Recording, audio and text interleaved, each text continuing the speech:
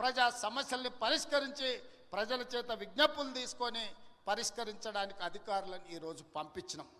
అందుకే ఈరోజు రేషన్ కార్డులైనా, ఇందిరమ్మ ఆత్మీయ భరోసా అయినా, ఇందిరమ్మ భరోసా అయినా, లేకపోతే ఇందిరమ్మ ఇండ్లైనా, ఇండ్లకు ఉచిత కరెంట్ అయినా, వ్యవసాయానికి ఉచిత కరెంట్ అయినా, ప్రభుత్వ ఉద్యోగ ఖాళీల భర్తీ అయినా, రైతు రుణమాఫీ అయినా, ఏ కార్యక్రమం అయినా ఈరోజు అధికారులు ప్రజల దగ్గరకు వచ్చి అడుగుతున్నారు. అక్కడక్కడ కొంత గందరగోళం సృష్టిస్తారు. అధికారులు వచ్చిందే మీ వివరాలను సేకరించడానికి. మా వివరాలు లేవు అని కొంతమందిని ఉసిగొల్పి కొన్ని గ్రామాలల్లో చిల్లర మల్లర పంచాయతీ పెట్టాలని చూస్తున్నారు.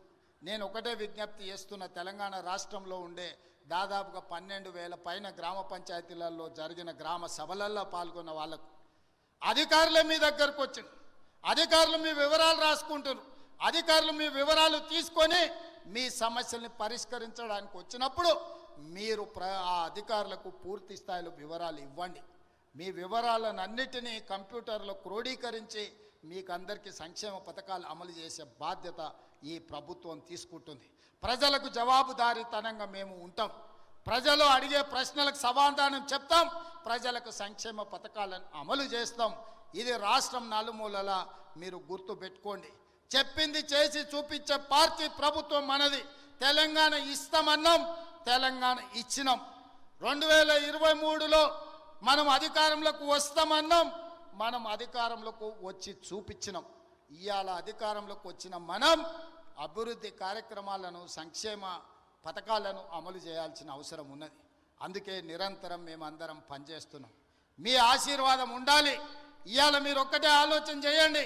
కొడంగల్ శాసనసభ నియోజకవర్గం ఈరోజు రాష్ట్రం మొత్తం అభివృద్ధి కార్యక్రమాన్ని భుజాల మీద వేసుకొని, ఒక పక్కన గోదావరి నది జలాల మీద కట్టిన కాళేశ్వరం కూలిపోయినా, ఈసారి దేశం మొత్తం మీద కాళేశ్వరం కూలినా 1,56,00,000 మెట్రిక్ టన్నుల వరి ధాన్యాన్ని పండించి 500 రూపాయల బోనస్ కూడా ఇచ్చి ఇవాళ రైతులను ఆదుకున్నాం.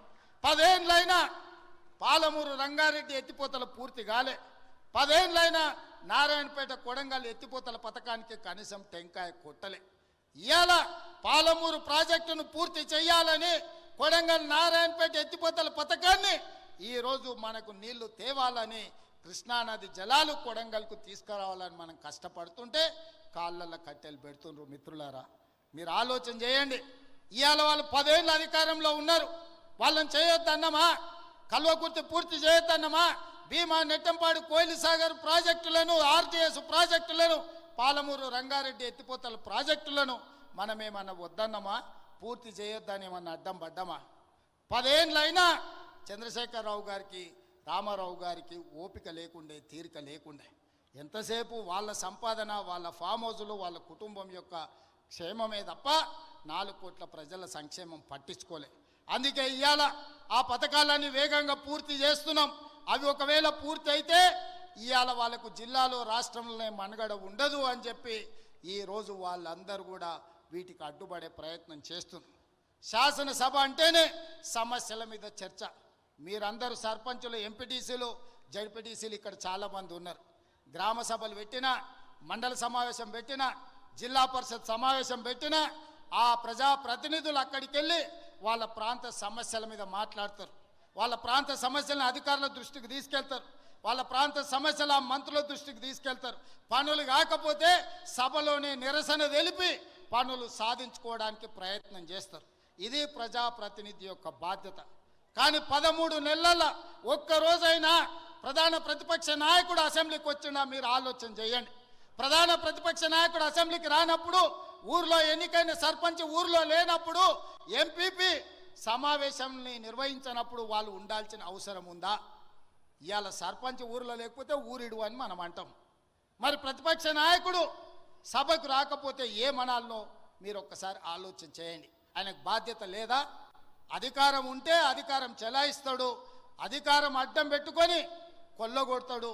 ఇది తప్ప ప్రతిపక్ష నాయకుడిగా వారు బాధ్యతలు నిర్వహించరా అని నేను అడుగుతున్నా. బాధ్యత నిర్వహించినప్పుడు వారికి ఆ పదవి ఎందుకు అని చెప్పి నేను ఈ వేదిక మీద నుంచి ప్రశ్నిస్తున్నా. అందుకే ఇవాళ ఆలోచన చేయండి. కొడంగల్ శాసనసభ నియోజకవర్గంలో పరిశ్రమలు తేవాలి, మన నిరుద్యోగ యువకులకు ఉద్యోగ ఉపాధి అవకాశాలు కల్పించాలి అని ఈ నియోజకవర్గంలో మనము రైతులను ఒప్పించి ఒక 1300 ఎకరాల భూసేకరణ చేయాలని చూసినాం. అక్కడికి పరిశ్రమలు తెస్తే 40-50 వేల మందికి ఉద్యోగ ఉపాధి అవకాశాలు వస్తాయి. వెనుకబడిన మన ప్రాంతం 70 ఏళ్ళు మనల్ని ఎవరిని పట్టించుకోని ప్రాంతం ఇవాళ మనకు ఒక అవకాశం వచ్చింది.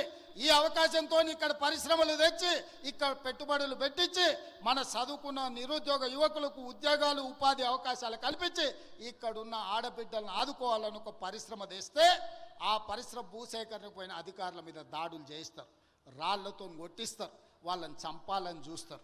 ఇదేనా న్యాయం? మనం ఒకవేళ అట్లనే ఆ ప్రభుత్వంలో చేసి ఉంటే 10 ఏళ్ళు వాళ్ళు పరిపాలన చేతురా? కొడంగల్కి ఒక్క పైసదేలే, ఒక పరిశ్రమ రాలే. ఇవాళ మనకు అవకాశం వచ్చినప్పుడు మనం చేసుకుందామంటే ఇవాళ అధికారుల మీద దాడులు చేపిస్తారు. ఈ విధానం మంచిదా? మీరు ఒక్కసారి ఆలోచన చేయండి. వెనుకబడ్డ మనం ఎప్పటికీ వెనుకబడే ఉండాలనా? ఎప్పటికీ మన పిల్లలు ఇట్లనే ఉండాలనా? ఎప్పటికీ మన పిల్లలు కోస్గి బస్టాండ్లనో లేకపోతే కొడంగల్ బస్టాండ్లనో మద్దూరు బస్టాండ్లనో దౌలతాబాద్ బస్టాండ్లనో లేకపోతే గుండుమాల్ చౌరస్తల్లో ఇంకా లుంగీలు కట్టుకొని ఖాళీగానే తిరగాలనా? మన పిల్లలు చదువుకోవద్దా? మన పిల్లలు డాక్టర్లు, లాయర్లు, ఇంజనీర్లు కావద్దా? మన పిల్లలు పరిశ్రమలలో పని చేయొద్దా? వాళ్ళ పిల్లలు చదువుకొని ఐఏఎస్లు, ఐపీఎస్లు కావద్దా? మన కొడంగల్కు మెడికల్ కాలేజ్ వద్దా? మన కొడంగల్కి ఇంజనీరింగ్ కాలేజ్ వద్దా? మన కొడంగల్కు పాలిటెక్నిక్ కాలేజ్ వద్దా? మన కొడంగల్కు డిగ్రీ కాలేజ్ వద్దా? ప్రతి మండలానికి జూనియర్ కాలేజ్ వద్దా? మన పిల్లలు చదువుకోవడానికి విద్యాలయాలు కొడంగల్లో ఉండాలనా లేదా ఆలోచన చేయండి. చదువుకోవడానికి మన పిల్లలకు విద్యాలయాలు ఉండాలని, చదువుకున్న మన పిల్లలకు ఉద్యోగ ఉపాధి అవకాశాలు రావాలని ఆ పరిశ్రమలను తీసుకొచ్చే ప్రయత్నం నేను చేస్తుంటే చంద్రశేఖరరావు ఆయన మనుషులు మనకు అడ్డం పడి ఎట్లయినా కొడంగల్ను ముంచాలని ఇవాళ కొడంగల్ అభివృద్ధికి అడ్డం పడుతున్నారు.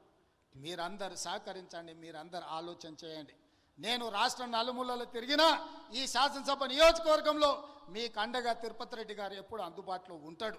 మీకు ఏ కష్టం వచ్చినా, ఏ సందర్భం వచ్చినా, ఏ పదవి ఉన్నా లేకపోయినా మీకోసం ఎప్పటికప్పుడు ఎవరికి ఏ కష్టం వచ్చినా, ఏ ఇంట్లో పెళ్ళున్నా, ఏ ఇంట్లో ఏ ఇబ్బంది ఉన్నా మా సోదరుడు మీకు అండగా నిలబడ్డాడు.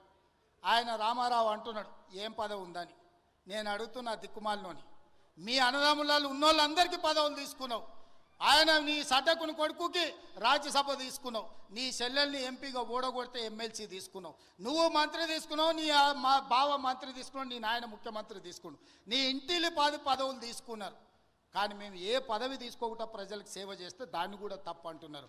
పదవులు తీసుకోవడం తప్ప, కుటుంబం దోసుకోవడం తప్ప, ఏ పదవి ఆశించకుండా ప్రజలకు అందుబాటులో ఉండి ప్రజల మేలు కోసం ఒకవేళ నేను రాష్ట్రం మొత్తం నలుమూలలు తిరిగే బాధ్యత నేను తీసుకుంటే నా కుటుంబ సభ్యులు మీకు అండగా నిలబడితే కూడా వాళ్ళ కళ్ళల్లో నిప్పులు పోసుకుంటున్నారు. మీరు ఆలోచన చెయ్యండి.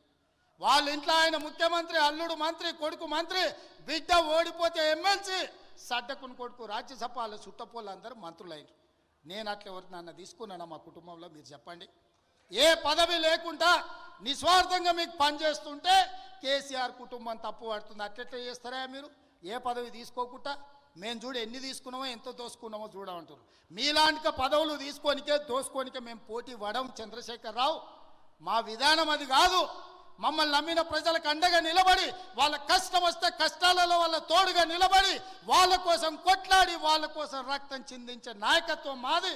మిమ్మల్ని నమ్ముకున్న వాళ్ళని మోసం చేసి దోసుకునే నీతి మీది. మీకు మాకు తేడా ఉంది. మేము మీలాక కాదు.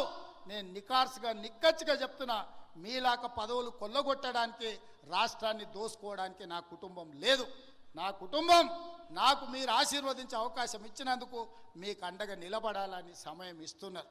ఇన్నేళ్ళైంది నేను మీకు ఇక్కడికి వచ్చి. ఈడున్న వాళ్ళందరూ నన్ను వ్యతిరేకించేటోళ్ళు రాజకీయంగా కూడా నియోజకవర్గంలో ఎవరి దగ్గరైనా ₹1 ఎప్పుడైనా ముట్టుకున్నానా? మీరు చెప్పండి.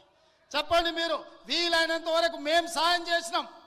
నేను బస్ డిపోకి భూమి ఇచ్చిన, నేను సబ్స్టేషన్లకు భూమి ఇచ్చిన, నేను పాఠశాలలకు భూములు ఇచ్చిన, నేను సొంతంగా కొని ఇవాళ కోస్గిల బస్ డిపోకు ల్యాండ్ ఇచ్చిన. ఎన్ని కోట్ల రూపాయల విలువనో ఇవాళ మీరే చెప్పండి. ఇవాళ మన సబ్స్టేషన్లకు భూములు కొనిచ్చినాం. ఏ ఊర్లో గుడి కట్టినా, బడి కట్టినా, ఎవరు పిల్లలు చదువులకు ఫీజులు కావాలన్నా, ఎవరు ఏం కావాలన్నా మా ఇంట్లోకి వెళ్ళి పైసలు ఇచ్చి కొడంగల్ నియోజకవర్గాన్ని ఆదుకున్నాం. పోయిన 5 ఏళ్లలో ఒక ఆయన ఈడ ఉండే ఏం వసూలు చేసిండో మీకు తెలుసు కదా. ఎంతమందిని ముంచిండో మీకు తెలుసు కదా, నేను చెప్పాల్సిన అవసరం ఉందా?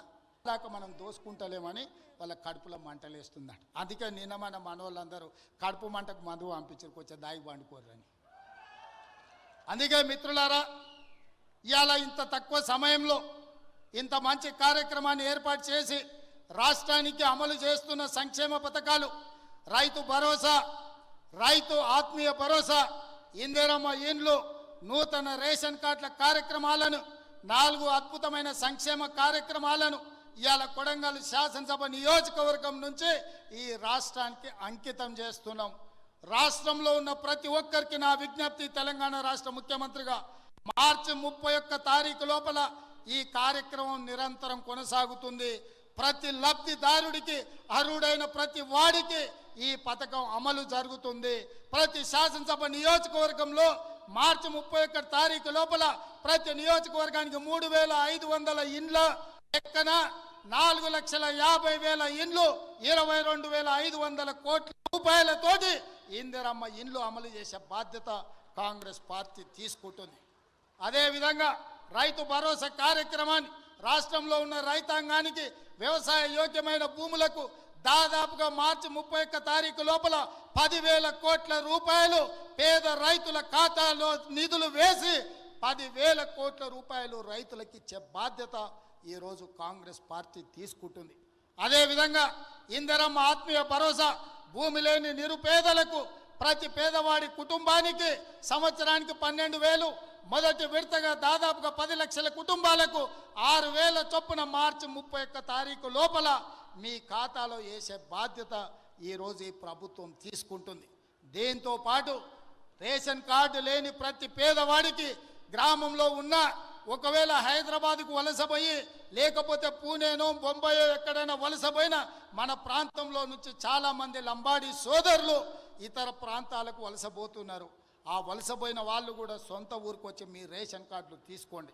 మీకందరికీ రేషన్ కార్డులు, రాష్ట్రంలో ఉండే అర్హులైన అందరికీ రేషన్ కార్డులు ఇచ్చే బాధ్యత మన ప్రభుత్వం తీసుకుంటుంది.